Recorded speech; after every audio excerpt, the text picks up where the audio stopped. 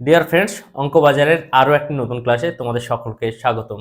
আজকের ক্লাসে আমরা একটি প্র্যাকটিস সেটের সমাধান করব, যেটি বেশ কিছু গুরুত্বপূর্ণ প্রশ্ন নিয়ে তৈরি করা হয়েছে। প্র্যাকটিস সেটের পিডিএফ এর লিঙ্ক তোমরা ফার্স্ট কমেন্টসে এবং ডেসক্রিপশনে পেয়ে যাবে। তো যাই হোক, চলো বেশি কথা না বাড়িয়ে সরাসরি প্রশ্নে চলে যাওয়া যাক। 1 নম্বর প্রশ্নে কি বলেছে দেখো, 3x + 7 less than or equal 4x + 3 হলে x এর সর্বনিম্ন মান কত? খুবই সহজ একটি অঙ্ক, তারপরেও একটা জায়গায় গিয়ে ভুল হওয়ার সম্ভাবনা থাকে। অঙ্কটা একটু ভালোভাবে খেয়াল করো, আর কখনো ভুল হওয়ার সম্ভাবনা থাকবে না। দেখো এখানে সাইনটা আছে লেস দেন অর ইকুয়াল, এই জায়গাটা একটু মাথায় রাখবে, ঠিক আছে? দেখো আমরা x এর পার্টগুলোকে সামনে নিয়ে আসার চেষ্টা করি। x এর পার্টগুলোকে সামনে নিয়ে আসবো, তাহলে 3x - 4x হবে। খুবই সহজ, ঠিক আছে? লেস দেন এর ইকুয়াল যেমন ছিল সাইনটা থাক, 3 - 7। তাহলে এখানে কি পাবো দেখো, -x লেস দেন ইকুয়াল -4। যদি এখানে সমান চিহ্ন থাকতো তাহলে কি করতাম, মাইনাসগুলো দুই দিক থেকে উঠিয়ে দিতে পারতাম। কিন্তু দেখো এখানে লেস দেন এর ইকুয়াল আছে, এখন যদি মাইনাসগুলো দুই দিক থেকে উঠাতে হয় আমাদেরকে, তাহলে কি করতে হবে, এখানে গ্রেটার দেন অর ইকুয়াল হবে, ঠিক আছে? 4, এই যে সাইনটা সেটা কিন্তু চেঞ্জ হয়ে যাবে। এই জায়গাটা একটু খেয়াল রাখতে হবে, এই জায়গাটাতেই ভুল হয়। কিন্তু যারা প্রথমেই সংখ্যাগুলিকে সামনে লিখবে, সংখ্যাগুলিকে দেখো তাহলে কি আসবে, 4, তাই না? 7 - 3 সংখ্যাগুলিকে সামনে, লেস দেন আর ইকুয়াল এক্স, তাই না? দেখো এক্স গ্রেটার দেন ইকুয়াল 4, এখানেও এক্স গ্রেটার দেন ইকুয়াল 4, ঠিক আছে? যদি সংখ্যাগুলিকে তুমি এখানেই সামনে লেখো, ওকে, যদি সংখ্যাগুলিকে তুমি এখানেই সামনে লেখো অর্থাৎ দ্বিতীয় লাইনে, তাহলে কি 50% ছাত্রছাত্রী যারা কি করবে, এরকম ভাবে করবে, তাদের কোনো ভুল হওয়ার সম্ভাবনা থাকবে না। কিন্তু যারা এইভাবে করবে এবং ম্যাক্সিমাম জনই কি করে, এক্স এর পার্টটাকে সামনে নিয়ে আসে, ঠিক আছে? আর এই জায়গাতে এসে ভুলটা হয়ে যায়। তাহলে দেখো প্রশ্নে কি বলেছে, যে এক্স এর সর্বনিম্ন মান, দেখো এক্স 4-এর চাইতে বড় হবে বা 4-এর সমান হবে, তাহলে 4-এর চাইতে ছোট হতে পারে না। তাহলে এক্স এর সর্বনিম্ন মান কি হতে পারে, 4। দেখো কি বলছে, x greater than or equal 4, মানে এক্স হয় 4-এর চাইতে বড় হবে বা 4-এর সমান হবে, তাহলে এক্স এর সর্বনিম্ন মান কত হতে পারে, 4, ঠিক আছে? 4 রয়েছে, দেখো তোমার অপশন এ, অর্থাৎ অপশন এ হবে এই প্রশ্নের সঠিক অ্যান্সার। ওকে, চলো 2 নম্বর প্রশ্নে কি বলছে দেখে নেওয়া যাক। একটি সংখ্যাকে 899 দ্বারা ভাগ করলে 63 ভাগশেষ থাকে, সংখ্যাটিকে 29 দ্বারা ভাগ করলে কত ভাগশেষ থাকবে?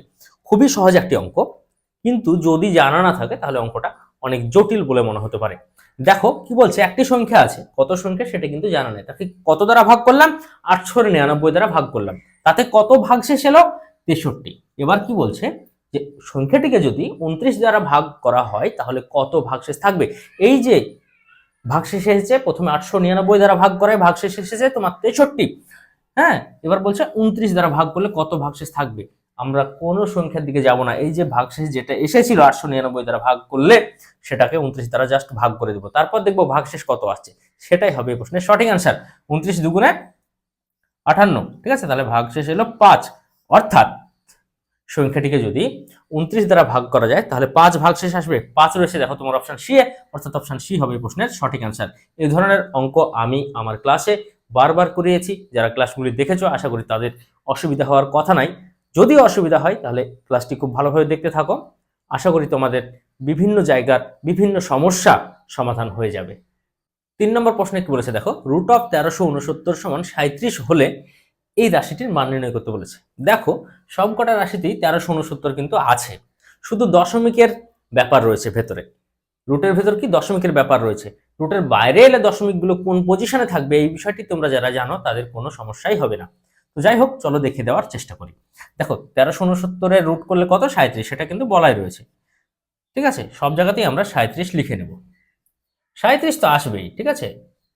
তারপর দশমিকের ব্যাপারগুলি দেখো, এখানে 1369 আছে, দশমিকের কোনো ব্যাপার নাই, তার মান দেওয়া ছিল 37, বসিয়ে দিয়েছি। এখানে কি আছে, দুটোর আগে দশমিক আছে, যদি রুটের বাইরে চলে আসে তখন একটার আগে দশমিক হয়। দেখো 4টার আগে দশমিক আছে, ঠিক আছে? তাহলে কি কটার আগে দশমিক হবে, দুটোর আগে দশমিক হবে, তাই না? যেহেতু রুটের বাইরে আসছে, 4টার আগে যেহেতু দশমিক আছে এখানে, তাহলে দুটোর আগে হবে। এখানে কটার আগে হবে, 3টার আগে, কিন্তু সংখ্যা তো দুটো, তাহলে আমাকে একটা শূন্য নিতে হবে, যোগটা কাছে হয়ে গেছে, একটা শূন্য নিতে হবে, তার আগে দশমিক পাবো।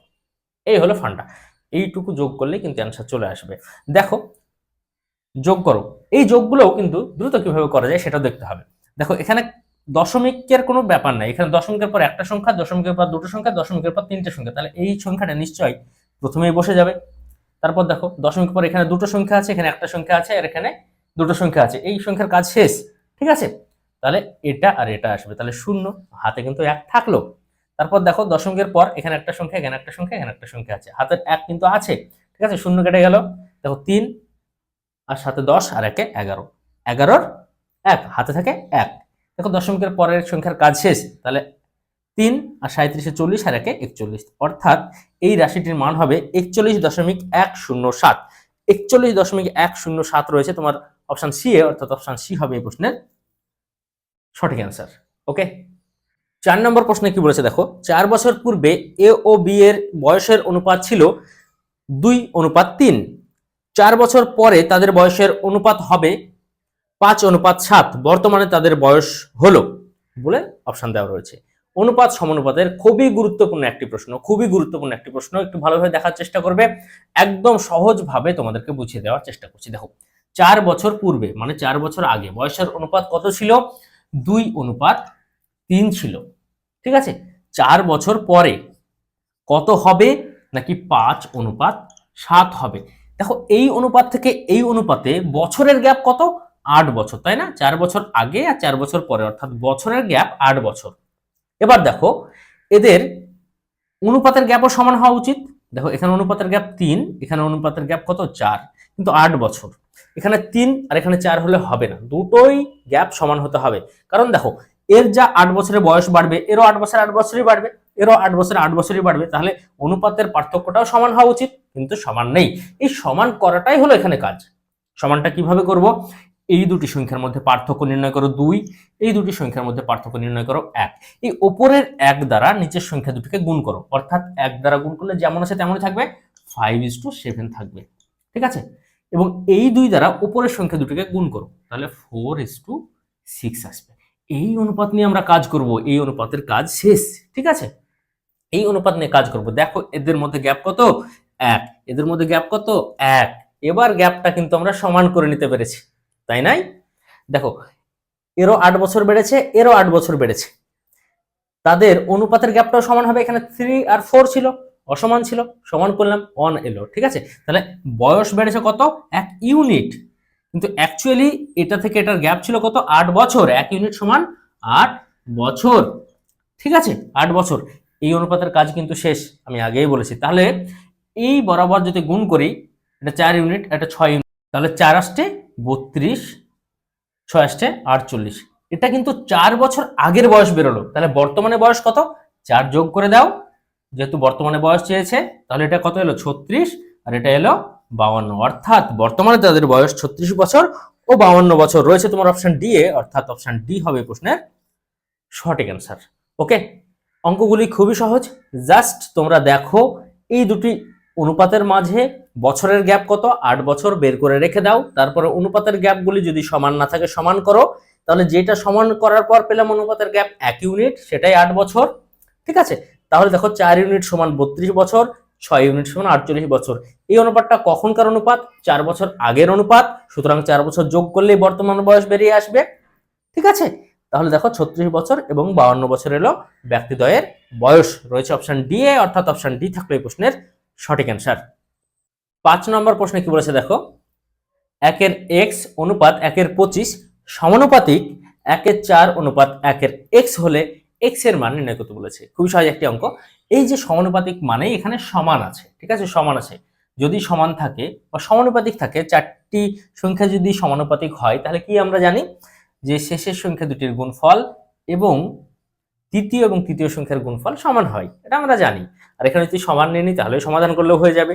ঠিক আছে, যেহেতু সমানুপাতিক বলাই রয়েছে। ঠিক আছে, 4টি ডট মানে কি? সমানুপাতিক। ঠিক আছে, তাহলে দেখো আমরা কি করব, যে প্রথম সংখ্যা এবং শেষ সংখ্যার গুণফল অর্থাৎ 1/x² গুণ করলে তাই আসবে সমান দ্বিতীয় এবং তৃতীয় সংখ্যার গুণফল। এটা কিন্তু জানি, 4টা সংখ্যা যদি পরপর সমানুপাতিক হয় তাহলে কি প্রথম সংখ্যা এবং শেষ সংখ্যার গুণফল সমান দ্বিতীয় এবং তৃতীয় সংখ্যার গুণফল হয়, এটা জানা কথা। তাহলে 1 এর 100।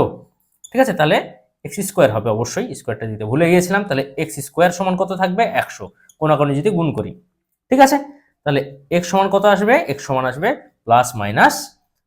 ঠিক আছে, √100 আসবে x সমান, তার মানে কি +-10। এই জায়গাটা একটু খেয়াল করবে। ঠিক আছে, দেখো +-10 রয়েছে অপশন ডি এ, অর্থাৎ অপশন ডি হবে প্রশ্নের কারেক্ট আনসার। একটু ভালোভাবে খেয়াল করবে, প্রথম অপশনটা কিন্তু 10 রয়েছে। রুট অফ 100 সমান আমাদের মাথায় কিন্তু প্রথমেই হ্যামার করতে পারে যে 10 হবে অ্যান্সার, এবং হয়তো একটাকেই বা অপশন এটাকে আমরা গোল করে দিলাম। বিষয়টা সেরকম নাই, সবসময় মাথায় রাখবে রুট অফ 100 বা রুট অফ সামথিং যদি তার রুট করা যায় সমান প্লাস মাইনাস সামথিং হয়, ঠিক আছে। অর্থাৎ এখানে রুট অফ 100 আছে, সুতরাং প্লাস মাইনাস 10 হবে, অর্থাৎ অপশন ডি হবে প্রশ্নের সঠিক অ্যান্সার। 6 নম্বর প্রশ্নে কি বলেছে দেখো, একটি স্কুলে ছাত্র ও ছাত্রীর অনুপাত 8:12, যদি 50% ছাত্র এবং 25% ছাত্রী বৃত্তি পেয়ে থাকে তবে শতকরা কতজন ছাত্রছাত্রী বৃত্তি পেল না। খুবই সহজ একটি অঙ্ক, ঠিক আছে, বিভিন্ন ভাবে করা যায়, তার মধ্যে আমি একটা দেখে দেওয়ার চেষ্টা করছি। দেখো, ছাত্র এবং ছাত্রীর অনুপাত 8:12, ঠিক আছে। কি বলছে যে 50% ছাত্র বৃত্তি পেল, তাহলে কি যদি 8 জন ছাত্র হয় তাহলে 4 জন বৃত্তি পেয়েছে, ফাইন। আর 25% ছাত্রী বৃত্তি পেল, তাহলে যদি 12 জন ছাত্রী হয় তাহলে 25% ছাত্রী মানে 4/1 অর্থাৎ 3 জন ছাত্রী বৃত্তি পেল। তাহলে বৃত্তি পেল কতজন? টোটাল বৃত্তি পেল 7 জন। টোটাল ছাত্র সংখ্যা কত ছিল? ছাত্রছাত্রীর সংখ্যা 20 জন, তাই না? ছাত্রছাত্রীর সংখ্যা ছিল 20 জন, বৃত্তি পেল 7 জন। কি বলেছে যে তবে শতকরা কতজন ছাত্রছাত্রী বৃত্তি পেল না। দেখো, 20-র মধ্যে 7 জন পেয়েছে, তাহলে 13 জন পায়নি, তাই না? তাহলে 20-র মধ্যে পায়নি 13 জন, 100-তে কতজন হলো? ছাত্র ছাত্রীর অনুপাত দেওয়া ছিল 8:12, তাহলে টোটাল কত? 20। আমরা ধরে নিলাম যে 8 জন ছাত্র এবং 12 জন ছাত্রী ছিল, তাহলে টোটাল ছাত্রছাত্রী ছিল 20 জন। 50% মানে কি অর্ধেক, অর্ধেক ছাত্র বৃত্তি পেল। আর এখানে 25% মানে 4/1 ছাত্রী বৃত্তি পেল, অর্থাৎ 12 4/1/3, তাহলে 7 জন বৃত্তি পেল। বৃত্তি পেল না কতজন? 13 জন। 20 জনের মধ্যে 13 জন পেল না, তাহলে 100-তে কত? যেহেতু শতকরা বলেছে, শতকরা কতজন ছাত্রছাত্রী বৃত্তি পেল না, তাহলে 20 জনের মধ্যে 13 জন পেল না, তাহলে 100-তে কত? যদি পেল বলতো তাহলে 20 জনের মধ্যে পেয়েছে 7, তাহলে 100-তে কত? যেহেতু এখানে বলেছে কতজন ছাত্রছাত্রী বৃত্তি পেল না, ঠিক আছে। তাহলে এবার কাটাকাটি করি, কত হয় গো? 5 × 100, তাহলে 5×3 65, অর্থাৎ 65% ছাত্রছাত্রী বৃত্তি পেল না। 65% রয়েছে তোমার অপশন ডি, অর্থাৎ অপশন ডি হবে প্রশ্নের সঠিক অ্যান্সার। ওকে, তো যাই হোক, যদি ক্লাসটি ভালো লাগে তো অবশ্যই লাইক করো।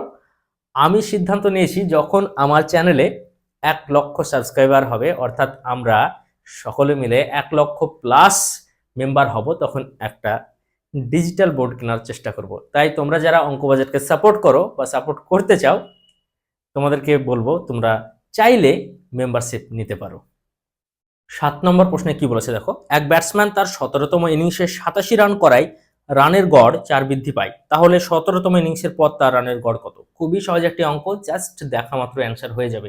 তারপরেও গড় সংক্রান্ত এই অঙ্কগুলি আমরা কিন্তু অনেক সময় ভুল করে ফেলি, ঠিক আছে। তো যাই হোক, তোমরা একটু ভালোভাবে বোঝার চেষ্টা করো, তোমাদেরকে আমি অনেক সুন্দরভাবে বুঝিয়ে দেওয়ার চেষ্টা করছি আমার তরফ থেকে, আমি যতটুকু সুন্দর বুঝি আর কি।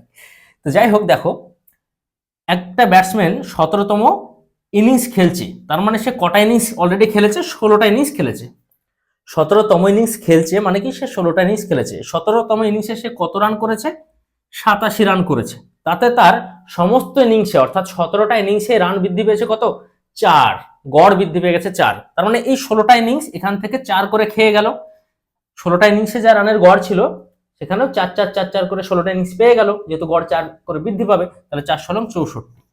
তাহলে এই যে 17তম ইনিংসে 87 রান সে করেছে, সেখান থেকে আগের 16টা ইনিংস কত খেয়ে গেল? 64 রান। পড়ে থাকলো কত রান? 23 রান। 87 বিয়োগ 64, এই 23 রান যেটা পড়ে থাকবে সেটাই হবে সমস্ত ইনিংসে অর্থাৎ 17টা ইনিংসে রানের গড়। আর এটাই কিন্তু চেয়েছে যে 17তম ইনিংসের পর তার রানের গড় কত হলো? 23। কিন্তু যদি প্রশ্নে বলতো 17তম ইনিংসের আগে তার রানের গড় কত ছিল, তাহলে 23 এইভাবে বের করবো আমরা। 23 সেখান থেকে কি 4 বৃদ্ধি পেয়েছে, তার মানে 4 বিয়োগ করে দিতাম, অর্থাৎ 19 হতো কারেক্ট অ্যান্সার। তাহলে একটা প্রশ্নের মধ্যে আমি তোমাদেরকে দুটো প্রশ্নের উত্তর বলে দিলাম, ঠিক আছে। তাহলে কি করব আমরা? যততম ইনিংসে বলেছে 17তম বলেছে, তাহলে 17তম ইনিংসের নিচে আমরা কি 87 লিখে নিলাম, না লিখলেও হবে, তোমাদেরকে বোঝানোর চেষ্টা করছি তাই। ঠিক তাই থেকে 1 বিয়োগ করে যত বৃদ্ধি পাচ্ছে রান তত দ্বারা গুণ করো, তাহলে 64 খেয়ে গেল। ওকে, তাহলে 23 পড়ে থাকলো। এই যে পড়ে থাকলো সেটাই হবে 17তম ইনিংসের পরে, অর্থাৎ তার সমস্ত ইনিংসের রানের গড়। আর যদি বলতো 17তম ইনিংসের আগে কত, তাহলে 4 যেহেতু বৃদ্ধি পেয়েছে তাই এখান থেকে জাস্ট 4 বিয়োগ হতো, অর্থাৎ 19 হতো 16টা ইনিংসের গড়। ওকে, তো যাই হোক, 23 রয়েছে তোমার অপশন এ, অর্থাৎ এ ফর আলতামাস হবে এই প্রশ্নের সঠিক অ্যান্সার। ওকে, 8 নম্বর প্রশ্নে কি বলেছে দেখো, এক পরীক্ষার্থী 30% নম্বর পেয়ে 10 নম্বরের জন্য ফেল করে এবং অন্য এক পরীক্ষার্থী 45% নম্বর পেয়ে 20 নম্বর বেশি পায়, পরীক্ষার মোট নম্বর কত ছিল? খুবই সহজ একটি অঙ্ক, ঠিক আছে, শুধুমাত্র এই অঙ্কগুলি প্র্যাকটিসের মধ্যে থাকার প্রয়োজন আছে। কি বলছে যে 30% নাম্বার পেল, তাতে সে কত কম পেল 5 মার্ক থেকে, 10 নম্বরের জন্য ফেল করলো, অর্থাৎ তার 10 পেলেই সে 5 মার্ক পেত, ঠিক আছে। আর আরেকজন কি পেল দেখো, 45% নাম্বার পেল, সে কি 5 মার্ক থেকে কত বেশি পেল? 20 বেশি পেল, অর্থাৎ তার যা 5 মার্ক সেখান থেকে 20 বেশি পেল। দেখো তো এই ছাত্রের চাইতে এ পার্সেন্টেজ কত বেশি পেয়েছে? 15%, তাই না? এই যে ছাত্র যে ফেল করেছে 30% নাম্বার পেয়ে, আর যে 45% নাম্বার পেয়ে পাস করেছে, তার মধ্যে গ্যাপ কত? 15%। এই যে এই গ্যাপটা কত? 5 মার্ক থেকে এই 10 কম পেয়েছে আর এই 20 বেশি পেয়েছে, এই গ্যাপটা কত? 20 থেকে 10 বিয়োগ করে 10 করে দিও না। আবার দেখো 5 মার্ক যদি এইরকম জায়গায় হয়, এই জায়গায় যদি 5 মার্ক থাকে, স্টার চিহ্নিত স্থানে যদি 5 মার্ক থাকে, এই 10 কম পেয়েছে এদিকে আর এই 20 বেশি পেয়েছে, তাহলে টোটাল গ্যাপটা কিন্তু 30, তাই না?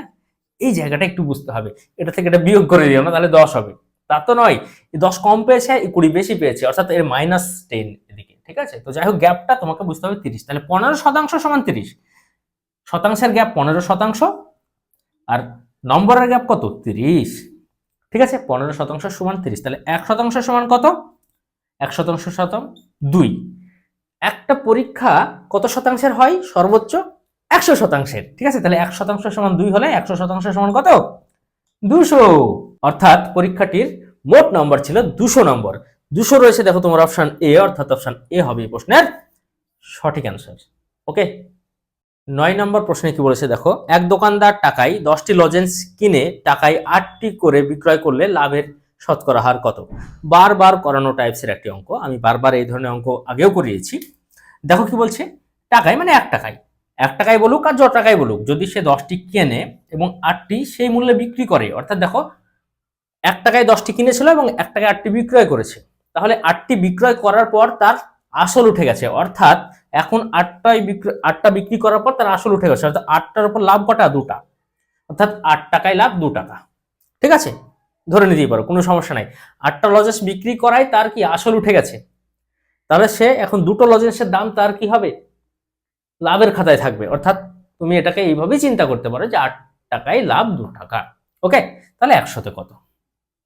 ব্যাস, 4 দ্বারা কাটলে এখানে 2, 25, ঠিক আছে, এটা 2 2 কেটে গেল, অর্থাৎ 25%, অর্থাৎ এই প্রশ্নের সঠিক অ্যান্সার হবে 25%।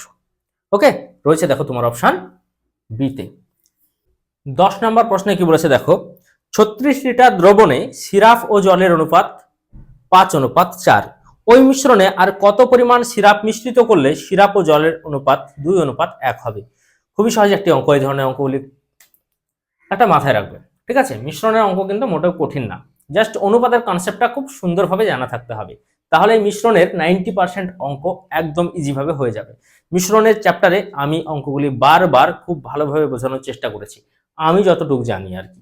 তো যাই হোক, দেখো কি বলছে, 36 লিটার দ্রবণ আছে, সিরাপ ও জলের অনুপাত, ঠিক আছে, সিরাপ এবং জল, আমি একটা সিম্বল সিরাপের এস এবং ওয়াটারের ডাব্লিউ ইউজ করলাম, ঠিক আছে। অনুপাত কত আছে গো? বলছে 5:4। কি বলছে? অনুপাত হবে 2:1। কি কন্ডিশনে এই অনুপাত হবে? বলছে যে ওই মিশ্রণে আর কত পরিমাণ সিরাপ মিশ্রিত করলে, মানে সিরাপ মিশ্রিত হবে, জল কিন্তু কোনো রকম মিশ্রণ হবে না, সিরাপ যোগ হবে, জল কোনো রকম যোগ হবে না। তাহলে দেখো জল 4 ছিল, হয়ে গেছে 1, এখানে জল 4 ছিল, এখানে 4 থাকবে, তবেই তো ঠিক থাকবে, যেহেতু কোনো রকম জল যোগ হচ্ছে না, তাহলে একে কেন চেঞ্জ করবো? আমরা একে চেঞ্জ করবো না। এইটুকু কনসেপ্ট, অনুপাত সমানুপাতের এইটুকু কনসেপ্ট শুধু জানা থাকতে হবে। আমরা সিরাপ যোগ করছি, জলকে পরিবর্তন করব না, জাস্ট এই অনুপাত থেকে একটা নতুন অনুপাত তৈরি করব, সিরাপ এবং জলের, ঠিক আছে। কিভাবে তৈরি করব? দেখো এখানে 4 ছিল, তাই 4 দ্বারা গুণ করব, একদিকে গুণ করলে তো হবে না, দুই দিকে গুণ করলে তবে অনুপাতটা ঠিক থাকবে। এখানে যেমন ছিল তেমন থাক, এখানে 4 করলাম, অর্থাৎ 4 দ্বারা গুণ করলাম, তাহলে এখানে 8 হয়ে গেল, ঠিক আছে। তাহলে দেখো আমরা কোন রকম জল অ্যাড করিনি, তাহলে জল সমান থেকে গেল, ঠিক আছে। কতটুকু আমরা ব্যবহার করলাম? সিরাপ দেখো 3 ইউনিট, 3 ইউনিট সিরাপ কিন্তু আমরা ঢাললাম, তারপরে কিন্তু 2:1 অনুপাতটা পেয়েছি।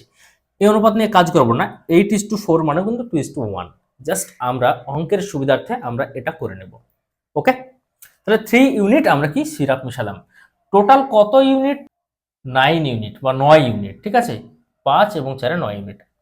9 ইউনিট সমান কত লিটার? 36 লিটার। 9 ইউনিট সমান 36 লিটার, ঠিক আছে। তাহলে 1 ইউনিট সমান কত লিটার? 4 লিটার। কত লিটার, এই কত ইউনিট সিরাপ মিশিয়েছি, সরি লিটার নয়, কত? 3 ইউনিট। 1 ইউনিট সমান যদি 4 লিটার হয়, তাহলে 3 ইউনিট সমান কত লিটার? 12 লিটার। অর্থাৎ 12 লিটার সিরাপ মিশাতে হবে ওই দ্রবণে, তবেই সিরাপ এবং জলের অনুপাত 2:1 হবে। 12 লিটার রয়েছে দেখো তোমার অপশন বি এ, অর্থাৎ অপশন বি হবে এই প্রশ্নের সঠিক অ্যান্সার। 11 নম্বর প্রশ্নে কি বলেছে দেখো, কোন একটি ব্যবসায়ী পি কিউ আর এর নিয়োজিত মূলধনের অনুপাত, ঠিক আছে, কত দেওয়া রয়েছে লিখে নিই, না হলে আমি প্রশ্নের শেষ পড়তে গিয়ে শুরুটা ভুলে যাব তখন। মূলধনের অনুপাত, ঠিক আছে, মূলধনের অনুপাত এটা বলা রয়েছে, এবং লাভ্যাংশের অনুপাত, ঠিক আছে, লাভ্যাংশের অনুপাত কত? 4:3:5। তাহলে সময়ের অনুপাত কত? সময়ের অনুপাতটা বের করতে বলেছে। যদি মূলধনের অনুপাত দেওয়া থাকে এবং লাভ্যাংশের অনুপাত দেওয়া থাকে, তাহলে সময়ের অনুপাত বের করা একদম সহজ, শুধু জানা থাকতে হয়। কি জানা থাকতে হয়? যে লাভের অনুপাতকে যদি মূলধনের অনুপাত দ্বারা ভাগ করি, তাহলেই সময়ের অনুপাত বেরিয়ে আসে। কি জানা থাকতে হয়? লাভের অনুপাতকে যদি মূলধনের অনুপাত দ্বারা ভাগ করি, তাহলেই সময়ের অনুপাত বেরিয়ে আসে। এই তো সিম্পল কথা। তাহলে লাভের অনুপাতকে মূলধনের অনুপাত দ্বারা ভাগ করো, 4/12:3/6:5/7। এই তো সময়ের অনুপাত, ঠিক আছে, 3:2, ঠিক আছে। তাহলে 1:3 অনুপাত 1:2 অনুপাত 5:7। স্যার অপশানে তো এইরকম কোন অনুপাত দেওয়া নেই, পূর্ণ সংখ্যায় দেওয়া রয়েছে। হ্যাঁ, এটাকে আমরা পূর্ণ সংখ্যায় প্রকাশ করবো, তার জন্য কি করতে হয়? ভগ্নাংশগুলির যে হর বা নিচের সংখ্যা আছে, তাদের লসাগু দ্বারা প্রত্যেকটা ভগ্নাংশকে গুণ করতে হয়। নিচে লিখলে তোমরা না দেখতেও পারো, তাই না দেখতে পেতে পারো আর কি, তাই আমি কি করব, এখানে লিখবো, ঠিক আছে। দেখো তাহলে 3, 2 এবং 7-এর লসাগু কত? দেখো এদেরকে কমন কিছু দ্বারাই কিন্তু কাটা যাচ্ছে না, অর্থাৎ এরা পরস্পর মৌলিক সংখ্যা, অর্থাৎ এদের গুণফলই হবে এদের লসাগু। তাহলে 6×7=42, অর্থাৎ 42 দ্বারা গুণ করবো। 1/3 গুণিত 42 অনুপাত 1/2 গুণিত 42 অনুপাত 5/7 গুণিত 42। তাহলে এটা 6, এটা 21, এটা 14, 3×4=42। তাহলে 14 অনুপাত 21 অনুপাত 5×30। অর্থাৎ তাদের পিকিউআর এর আর কি নিয়োজিত সময়ের অনুপাত হবে 14:21:30 রয়েছে দেখো তোমার অপশন ডি তে, অর্থাৎ অপশন ডি হবে প্রশ্নের সঠিক অ্যান্সার।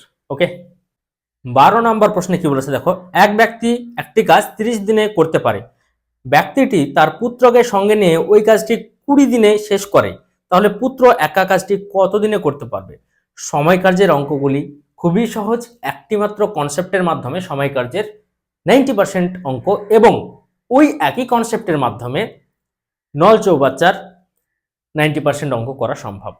কনসেপ্টটা কি তোমাদেরকে বারবার আমি ক্লাসে দেখিয়ে দিয়েছি। তো যাই হোক, অঙ্কটা সমাধান করব, তখনও কনসেপ্টটা একবার ধরে দেওয়ার চেষ্টা করব। দেখো এক ব্যক্তি মানে কি, সে বাবা করে কত দিনে? নাকি 30 দিনে। বাবা প্লাস ছেলে সন করে কত দিনে? নাকি 20 দিনে।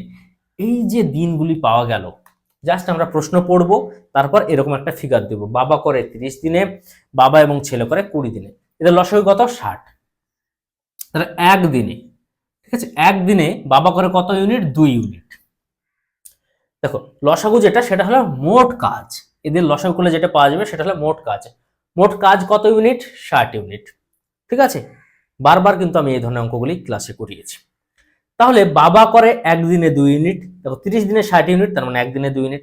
বাবা ছেলে, ঠিক আছে, 20 দিনে 60 ইউনিট করে, তাহলে বাবা ছেলে মিলে একদিনে করে কত ইউনিট? 3 ইউনিট। তাহলে ছেলে একদিনে করে কত ইউনিট? দেখো বাবা করে 2 ইউনিট, বাবা ছেলে মিলে করে 3 ইউনিট, ছেলে তাহলে একদিনে করে 1 ইউনিট, 1 ইউনিট কাজ করে, ঠিক আছে ছেলে। তাহলে সম্পূর্ণ কাজ কত ইউনিট? 60 ইউনিট। তাহলে ছেলে যদি একা করে তাহলে কত দিন লাগবে? 60 দিন লাগবে। সে একদিনে 1 ইউনিট কাজ করতে পারে, আর সম্পূর্ণ কাজ কত ইউনিট? 60 ইউনিট। তাহলে ছেলে যদি একা কাজটি করে তাহলে তার সময় লাগবে 60 দিন। 60 দিন রয়েছে দেখো তোমার অপশন ডি, অর্থাৎ এই প্রশ্নের সঠিক অ্যান্সার হবে অপশন ডি। 13 নম্বর প্রশ্নে কি বলেছে দেখো, ঘন্টায় 96 কিমি গতিবেগে চলমান একটি ট্রেন একটি ল্যাম্প পোস্টকে 15 সেকেন্ডে অতিক্রম করে, ট্রেনটির দৈর্ঘ্য কত? দেখো ট্রেন সংক্রান্ত অঙ্কগুলি কিন্তু খুবই সহজ হয়, টাইম এন্ড ডিস্টেন্সের অঙ্ক কিন্তু ট্রেন সংক্রান্ত, ঠিক আছে। এখানে 2-3টি কনসেপ্ট মনে রাখতে হয়, ক্লাসের মধ্যে বারবার করানো রয়েছে। কি কনসেপ্ট মনে রাখতে হয়? যখন একটি ট্রেন একটি ল্যাম্পপোস্টকে বা একটি ব্যক্তিকে অতিক্রম করে, এর অর্থ ট্রেন তার নিজের দেহের দৈর্ঘ্য অতিক্রম করে, যেখানে এই অঙ্কে যেটা কাজে লাগবে। একটি ট্রেন যখন একটি সেতুকে বা একটি প্ল্যাটফর্মকে অতিক্রম করে, তখন সে তার নিজের দেহের দৈর্ঘ্য প্লাস সেতুর দৈর্ঘ্য বা প্ল্যাটফর্মের দৈর্ঘ্য অতিক্রম করে। এই অঙ্কে কাজে লাগছে না, কিন্তু এই কথাটা বলে রাখলাম। এবং কি করতে হয়, যে ট্রেনের যে স্পিড দেওয়া রয়েছে, ঠিক আছে, সেটি এখানে কি আছে, ঘন্টায় মানে কিলোমিটার পার ঘন্টায় দেওয়া রয়েছে। তাহলে এটাকে মিটার পার সেকেন্ডে আনতে হবে, কারণ দেখো সে একটি ল্যাম্পপোস্টকে 15 সেকেন্ডে অতিক্রম করে, অর্থাৎ সময়ের এককটা দেওয়া রয়েছে সেকেন্ডে, অর্থাৎ আমাদেরকে যে গতির একক সেটাও মিটার পার সেকেন্ডে আনতে হবে। সেটার জন্য কি করতে হয় সেটা আমরা জানি, 96 কিলোমিটার পার ঘন্টা স্পিড দেওয়া রয়েছে, ঠিক আছে, স্পিড দেওয়া রয়েছে। তাহলে এটাকে মিটার পার সেকেন্ডে আনতে কি করতে হয়, বড় থেকে ছোটর দিকে আসছি, তার মানে 96 গুণিত 5/18 দ্বারা গুণ করতে হয়। যদি এই দিক থেকে দিকে যেতাম তাহলে 18/5 দ্বারা গুণ করতে হতো, এটা কিন্তু আমরা বারবার জানি। তাহলে 18 দ্বারা যদি কাটি এটাকে কত আসবে, 5×18 90, তাই না? তাহলে কাটাকাটি যাচ্ছে না। আমি এটাকে 6 দ্বারা কাটি, 3 6 6 1 6 6 6 36, ঠিক আছে। তাহলে 5 16 তোমার 80, 80/3 মিটার পার সেকেন্ড হলো কি, 80/3 মিটার পার সেকেন্ড হলো স্পিড মিটার পার সেকেন্ডে। তাহলে সে তার নিজের দেহের দৈর্ঘ্য অতিক্রম করছে, যে ডিস্টেন্স অতিক্রম করছে একটা ল্যাম্পপোস্টকে অতিক্রম করতে গিয়ে, তার নিজের দেহের দৈর্ঘ্য যদি ডি ধরে নিই, অর্থাৎ ডিস্টেন্স ডি ধরি, তাহলে কি ডি সমান আমরা কি জানি, স্পিড ইনটু টাইম। তোমাদেরকে বারবার বলেছিলাম এইরকম ভাবে একটি সাইন আঁকো, এখানে ডি এখানে এস এবং টি, তাহলে ডি সমান কি এস টি পাশাপাশি আছে মানে এস গুণিত টি, এস সমান কি ডি বাই টি আছে মানে ডি বাই টি, আর টি সমান কি ডি বাই এস। এটা মনে রাখতে বলেছিলাম। তাহলে ডিস্টেন্স সমান স্পিড ইনটু টাইম। স্পিড কত দেখো, 80/3 মিটার পার সেকেন্ড। এই যে টাইমের একক সেকেন্ডে ছিল, তাই এটাকে মিটার পার সেকেন্ডে কনভার্ট করলাম। তাহলে 80/3 গুণিত কত 15, তাহলে কত 5 5 8 40, অর্থাৎ 400। 5 গুণিত 80 সমান 400, অর্থাৎ ট্রেনটির দৈর্ঘ্য 400 মিটার, ঠিক আছে। দেখো এখানে কি ছিল এককটা, মিটার পার সেকেন্ড, তাহলে এটা হবে মিটারে, ঠিক আছে। অর্থাৎ ট্রেনটির দৈর্ঘ্য হবে 400 মিটার, যেহেতু সে একটি ল্যাম্পপোস্টকে অতিক্রম করেছে। ওকে, তার মানে ল্যাম্পপোস্টকে অতিক্রম করা মানে কি, নিজের দেহের দৈর্ঘ্য অতিক্রম করা। এই জায়গাটাই শুধু মনে রাখতে হবে। 400 মিটার রয়েছে দেখো তোমার অপশন বি, অর্থাৎ অপশন বি হবে প্রশ্নের সঠিক অ্যান্সার। ওকে, 14 নম্বর প্রশ্নে টাইম এন্ড ডিস্টেন্সেরই আরেকটি অঙ্ক রাখা হয়েছে। এক ব্যক্তি পায়ে হেঁটে 40 মিনিটে 5.4 কিমি পথ যেতে পারে, তাহলে ব্যক্তিটির ঘন্টায় গতিবেগ হবে বলে 4টি অপশন দেওয়া রয়েছে। দেখো এখানে মিনিট দেওয়া রয়েছে, টাইমের একক কি দেওয়া রয়েছে 40 মিনিট, ঠিক আছে। আর ডিস্টেন্স কত নাকি 5.4 কিলোমিটার। আমরা কি জানি, কিলোমিটার পার ঘন্টা স্পিড হবে বা মিটার পার সেকেন্ড স্পিড হবে, তাহলে এটাকে আমরা ঘন্টায় প্রকাশ করব, ঠিক আছে। ঘন্টায় প্রকাশ করলে 40/60 করতে হবে, তাই না, এত ঘন্টা হবে। তাহলে 2/3 ঘন্টা হলো। ওকে, এই জায়গাটা দেখানোর জন্যই আমি অঙ্কটা এখানে রেখেছি। তাহলে কি মিনিটে থাকলে সেটাকে অবশ্যই ঘন্টায় প্রকাশ করতে হবে। এবার কি কি চেয়েছে আমাদের কাছে, যে গতিগত, ঠিক আছে, ব্যক্তির ঘন্টায় গতিগত, তাহলে স্পিড সমান কি ডিস্টেন্স বাই টাইম। ডিস্টেন্স কত 5.4 বাই টাইম কত, তাহলে 2/3, তাহলে 2 নিচে থাকলো, 3 উপরে গুণ আকারে চলে গেল, ঠিক আছে। তাহলে 2.7, তাহলে 3 গুণিত 27 81, একটার আগে দশমিক, অর্থাৎ 8.1 কিলোমিটার পার ঘন্টা, অর্থাৎ ওই ব্যক্তির স্পিড 8.1 কিলোমিটার পার ঘন্টা রয়েছে অপশন সি, অর্থাৎ অপশন সি হবে প্রশ্নের সঠিক উত্তর। 15 নম্বর প্রশ্নে কি বলেছে দেখো, একটি খালি চৌবাচ্চা একটি নল দিয়ে 10 মিনিটে পূর্ণ করা যায়, কিন্তু চৌবাচ্চাটিতে একটি ছিদ্র পথ থাকায় চৌবাচ্চাটিকে সম্পূর্ণ করতে আরো 2 মিনিট বেশি সময় লাগে, তাহলে ওই গর্ত দিয়ে সম্পূর্ণ চৌবাচ্চাটি কত সময়ে খালি হতে পারে। খুবই সহজ একটি অঙ্ক, তোমাদেরকে কি বললাম, সময় কার্যের কনসেপ্ট দ্বারাই কিন্তু এটা আমরা করে ফেলতে পারবো। দেখো একটি নল যে কি করছে, একটু খেয়াল রাখি, ওখানে একটি নল কিন্তু পূর্ণ করছে, আর একটি নল কি খালি করছে, মানে কি যে খালি করছে সেটাকে শুধুমাত্র নেগেটিভ ওয়ার্ক ধরে নিব আমরা, ব্যাস। যে পূর্ণ করছে, মনে করে এন অল পূর্ণ করছে, উপরে প্লাস দিয়ে রাখলাম মানে পূর্ণ করছে, কত সময় লাগে? 10 মিনিট। এন অল পূর্ণ করছে, কিন্তু কি তার সঙ্গে কে কাজ করছে? বি নল, মানে যে ছিদ্র, তাকে বি ধরলাম, ঠিক আছে, সে নেগেটিভ কাজ করছে, তাতে সময় লাগছে কি 2 মিনিট বেশি লাগছে, মানে 12 মিনিট। জাস্ট প্রশ্ন খুব ভালোভাবে পড়ো, কনসেপ্ট জানা থাকলে অ্যান্সার করতে সময় লাগবে না। এ নল যখন কাজ করছে 10 মিনিট, এ নল পজিটিভ কাজ করছে, বি নল নেগেটিভ কাজ করছে, সেই সময় সময় লাগছে 12 মিনিট। এদের লসাগু কত?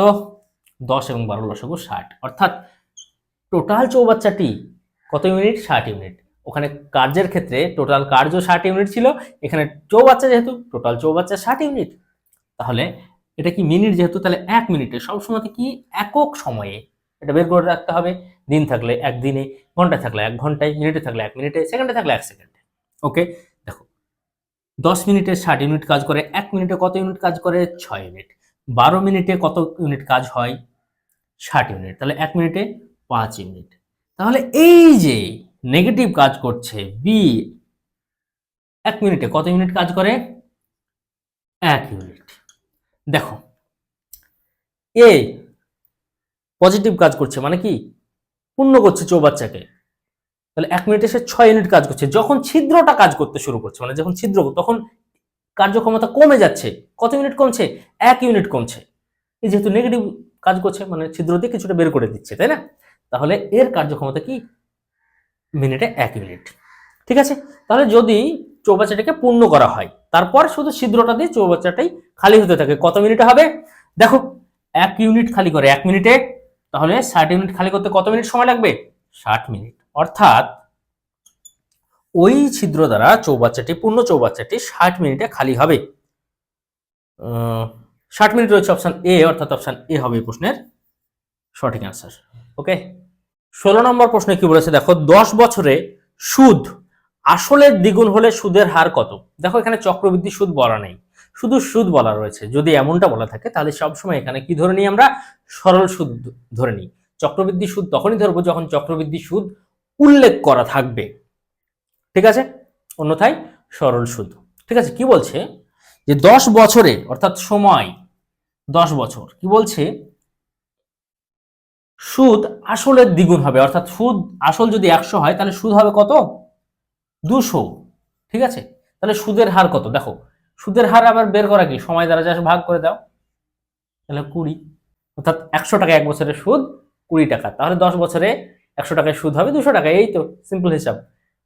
সরল সুদ যেহেতু, সুদকে সময় দ্বারা ভাগ করবে, সুদের হার বেড়ে যাবে। ওকে, তাহলে 20% হবে প্রশ্নের সঠিক অ্যান্সার। 20% রয়েছে দেখো তোমার অপশন বি এ, অর্থাৎ অপশন বি থাকলো এই প্রশ্নের জন্য সঠিক উত্তর। 17 নম্বর প্রশ্নে কি বলেছে দেখো, বার্ষিক 5% সরল সুদের হারে কিছু পরিমাণ আসলের 3 বছর ও 4 বছরের সুদের পার্থক্য 42 টাকা। আসলের পরিমাণ কত? খুবই সহজ একটি অঙ্ক। দেখো 3 বছরে যা সুদ এবং 4 বছরে যা সুদ, তার পার্থক্য কত? 42 টাকা। ঠিক আছে, তার মানে 1 বছরে সুদ 42 টাকা, 1 বছরে সুদ 42 টাকা, তাহলে 5% সমান 42 টাকা। ঠিক আছে, সুদ কত? 5% 1 বছরে সমান 42 টাকা। তাহলে আসল কত হয়? 100%, তাহলে 100% সমান কত টাকা? 100% সমান কত টাকা? এইটুকু। ঠিক আছে, তাহলে 42/5 গুণিত 100। ঠিক আছে, তাহলে 5 × 100, তাহলে 42 দুগুণে 84, তাহলে 840 টাকা। অর্থাৎ আসলের পরিমাণ 840 টাকা। 840 রয়েছে দেখো তোমার অপশন বি এ, অর্থাৎ অপশন বি হবে প্রশ্নের সঠিক অ্যান্সার। ওকে, 18 নম্বর প্রশ্নে কি বলেছে দেখো, বার্ষিক 6% হার সুদে 35,000 টাকার 2 বছরের চক্রবৃদ্ধি সুদ ও সরল সুদের অন্তর কত? খুবই সহজ একটি অঙ্ক। আসল দেখো 35,000 টাকা বলা রয়েছে, 35,000 টাকা। ঠিক আছে, সুদের হার কত? 6%, 6%। তাহলে 2 বছরের গল্প আছে, তাহলে আমরা চক্রবৃদ্ধি সুদ নির্ণয় করব, সরল সুদ নির্ণয় করব না। চক্রবৃদ্ধি সুদ কিভাবে নির্ণয় করতে হয় সেটা কিন্তু আমরা জানি। ঠিক আছে, দেখো 35,000 টাকা 6%, মানে 100তে কত? 6, তাহলে 35,000-এ কত? 35,000-এ কত? তাহলে দুটো শূন্য কেটে গেল, তাহলে 0, 5 ছক 30-এর 0, হাতে থাকে 3, 3 6, 18, 3 21, অর্থাৎ 35,000 টাকায় 6% হারে 1 বছরের সুদ হবে কত? 2100 টাকা। তাহলে 2100, ঠিক আছে। তাহলে 2100 টাকা কিন্তু 2 বছরই পাবো, প্রথম বছরও পাবো, দ্বিতীয় বছরও পাবো। এটা কি হয়? এটা হয় তোমার সরল সুদ, ঠিক আছে। টোটাল যোগ করলে হয় সরল সুদ, ঠিক আছে। তাহলে 4200, এটা হয় সরল সুদ। চক্রবৃদ্ধি সুদ কিভাবে পাওয়া যায়? চক্রবৃদ্ধি সুদ পাওয়া যায়, দেখো প্রথম বছরে যে সুদ পেলাম, সরল সুদের ক্ষেত্রে পরের বছর আর কোনো সুদ পাওয়া যায় না, শুধু আসলেরই সুদ পাওয়া যায়, তাই এখানে বসেছে। কিন্তু চক্রবৃদ্ধি সুদের ক্ষেত্রে এই দুটো তো থাকেই, সঙ্গে এই সুদের আবার সুদ পাওয়া যায় দ্বিতীয় বছরে। তাহলে 2100 টাকার 6% হারে সুদ কত সেটা বের করতে হবে। দেখো তাহলে 100 টাকায় সুদ 6 টাকা, 2100 টাকায় সুদ কত? শূন্য শূন্য কেটে গেল, দেখো 6 12, অর্থাৎ 126 টাকা। অর্থাৎ 126 টাকা আরো বৃদ্ধি পাবে চক্রবৃদ্ধি সুদের ক্ষেত্রে, অর্থাৎ চক্রবৃদ্ধি সুদ হবে 4326, অর্থাৎ 4326 টাকা। অর্থাৎ যদি এই প্রশ্নটা তোমাদের এক্সামে আসে, কি করবে তোমরা? জাস্ট 3500 টাকার 6% দুই জায়গায় বসাবে, তারপর এই যে প্রথম বছরের সুদ, ঠিক আছে, তার আবার 6% সুদ সমান কত, অর্থাৎ পার্থক্য যে আছে, পার্থক্য হবে 126 টাকা। সরল সুদ এটা, আর চক্রবৃদ্ধি সুদ কি? সবগুলো যোগফল, ঠিক আছে। তাহলে সরল সুদটা বাদ দিয়ে দাও, তাহলে চক্রবৃদ্ধি সুদ অতিরিক্ত কত টাকা সেটা পাওয়া যাবে। সেটাই যেহেতু চেয়েছে এখানে, যে চক্রবৃদ্ধি সুদ ও সরল সুদের অন্তর কত। চক্রবৃদ্ধি সুদ 42, এই সরল সুদ 4200 টাকা, চক্রবৃদ্ধি সুদ 4326 টাকা, অর্থাৎ অন্তর 126 টাকা। এত দূর করার দরকার নেই কিন্তু, যখন তোমরা এক্সাম হলে করবে। 2100 টাকার সুদ কত? 126, অর্থাৎ 126 টাকায় অন্তর। ওকে, 126 রয়েছে, দেখো তোমার অপশন এ, অর্থাৎ এ হবে এই প্রশ্নের সঠিক অ্যান্সার। 19 নম্বর প্রশ্নে কি বলেছে দেখো, এই রাশিটির গুণফলের একক স্থানীয় অঙ্ক নির্ণয় করতে বলেছে। খুবই ইম্পর্টেন্ট একটি প্রশ্ন। একক স্থানীয় অঙ্ক কিন্তু বারবার বিভিন্ন এক্সামে আসতে দেখা যায় এবং বিভিন্ন টাইপসের আসে, এটা একটি টাইপস। এই যে গুণ হবে কত থেকে কত সংখ্যাগুলি, 101 থেকে 109 পর্যন্ত, ডট ডট ডট আছে মানে কি কন্টিনিউ হয়েছে, ঠিক আছে। এই যে সংখ্যাগুলি গুণ করলে তার একক স্থানীয় অঙ্ক, অর্থাৎ শেষের অঙ্ক কত হবে সেটাই কিন্তু নির্ণয় করতে বলেছে। খুবই সহজ একটি অঙ্ক, জাস্ট একটা ছোট্ট জিনিস, ছোট্ট কনসেপ্ট জানা থাকার প্রয়োজন। কি কনসেপ্ট? যদি অনেক কটা সংখ্যার গুণ করতে বলে এবং তাদের একক স্থানীয় অঙ্ক নির্ণয় করতে বলে, তাহলে মাথায় রাখবে, শুধু একটু খেয়াল করবে যে সংখ্যাগুলির মধ্যে কোন সংখ্যার একক স্থানীয় অঙ্ক 2 এবং অপর কোন সংখ্যার, দেখো এখানে 105 থাকবে, ঠিক আছে, একক স্থানীয় অঙ্ক 5 আছে কিনা। যদি একক স্থানীয় সংখ্যা একটি, ওই যে সংখ্যাগুলো গুণ চেয়েছে, এখানে 101 থেকে 109 পর্যন্ত গুণফল নির্ণয় করতে বলেছে, তার একক স্থানীয় অঙ্ক চেয়েছে, তাহলে তার মধ্যে 102 যার একক স্থানীয় অঙ্ক 2 এবং 105 যার একক স্থানীয় অঙ্ক 5 যদি এমন পেয়ে যাও, তার মানে মাথায় রাখবে এদের গুণ করলে কত আসবে? 10 আসবে। আসবে 10, 10 আসবে মানে কি শেষের অঙ্ক কি আসবে? শূন্য আসবে। শেষের অঙ্ক কি আসবে? শূন্য আসবে, অর্থাৎ একক স্থানীয় অঙ্ক শূন্য আসবে। তাহলে কি বোঝা গেল? যে যদি একটা বিরাট বড় সংখ্যার গুণফল নির্ণয় করতে বলেছে, এত এত এত এত গুণফল, তুমি সংখ্যাগুলোর দিকে একবার তাকাবে, তাকানোর পর দেখবে কারো শেষে 2 আছে, কারো শেষে 5 আছে। যদি এমনটা পেয়ে যাও, তাহলে নিঃসন্দেহে একক স্থানীয় অঙ্ক হবে শূন্য। শূন্য রয়েছে, দেখো তোমার অপশন ডি, অর্থাৎ অপশন ডি হবে এই প্রশ্নের সঠিক অ্যান্সার। ওকে, 20 নম্বর প্রশ্নে কি বলেছে দেখো, 4টি সংখ্যা দেওয়া রয়েছে, এদের মধ্যে বৃহত্তম সংখ্যাটি নির্ণয় করতে বলেছে। সহজে একটি অঙ্ক, ঠিক আছে, ঘাবড়ে যাওয়ার কিছু নাই। দুই জায়গায় ভগ্নাংশ দেওয়া আছে, দুই জায়গায় দশমিক দেওয়া রয়েছে। দেখো দশমিকটাকে যদি অমিট করি বা উঠিয়ে দিই, তাহলে কি পাবো? দশমিক বরাবর 1, পাশে যটা সংখ্যা আছে তটা শূন্য, এটা আমাদের জানা কথা, ছোট থেকে আমরা দেখে আসছি। এখানে দশমিকটা অমিট করলে দশমিক বরাবর 1, পাশে যটা সংখ্যা আসে তটা শূন্য, ঠিক আছে। আমরা কি করব? দেখো সবকটা ভগ্নাংশ পেয়েছি, এই ভগ্নাংশগুলোর মধ্যে ছোট বড় নির্ণয় করব, ঠিক আছে। দেখো 41, 40-এর খুব কাছাকাছি, তাই না? 40-এর খুব কাছাকাছি। দেখো তো একটু কাটাকাটি করি, 20 দ্বারা কাটি, 20 দ্বারা কাটলে 2, 20 দ্বারা কাটলে 5। মানে আমি বলছি না যে কেটে যাবে, তবে 40-এর খুব কাছাকাছি 2, তো হচ্ছে একটু বেশি হবে। তোমরা এইভাবে দেখবে, ঠিক আছে। তাহলে দেখো উপরে কি আনবে? দেখো 2 এসছে, তাই না? ভালো কথা। তাহলে এখানেও লবে 2, এখানেও লবে 2, লবগুলোকে সব সমান করে ফেলতে হবে, ঠিক আছে। লবগুলোকে আমরা সব সমান করে ফেলবো। তাহলে এখানে লব সমান করতে হলে উপর নিচকে 2 দ্বারা গুণ করতে হবে, তাহলে 2/8, ঠিক আছে। তাহলে এটা হলো 2/8, এটা হলো কত? 2/5, 2/5, এটা 2/3 তো আছেই। তাহলে তিনটে সংখ্যাকে আমরা কিন্তু ভগ্নাংশ মোটামুটি প্রকাশ করেছি, এটাকে করব। দেখো 500/1000, 523 আছে, মানে 1/2, ঠিক আছে। 1/2 মানে কি? 2/4। এটা কি এই কাটাকাটি করলে 1/2 চেয়ে একটু বড় হবে, তো আমি 1/2 ধরলাম, 2/4। সব জায়গায় দেখো কি লব সমান, লব যদি সমান হয় তাহলে যার হর বড় হবে সে হবে ছোট, আর যার হর ছোট হবে সে হবে বড়। কি বলেছে? বড় সংখ্যাটি নির্ণয় করতে বলেছে বা বৃহত্তম সংখ্যাটি নির্ণয় করতে বলেছে। তাহলে দেখো তো 4, 8, 5, 3 কার হর ছোট? যার হর ছোট।